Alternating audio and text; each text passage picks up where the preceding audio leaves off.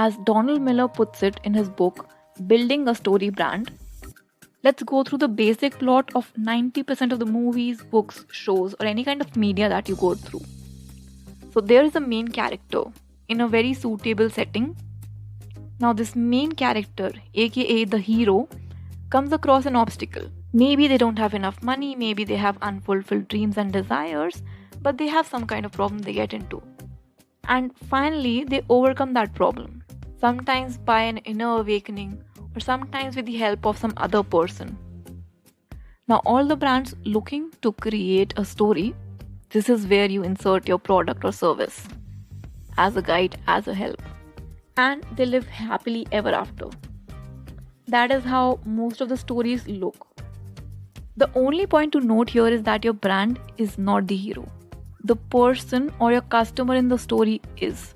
Everyone is a hero in their own lives. They don't care about you. They care about solving their problems. And this is where most brands go wrong.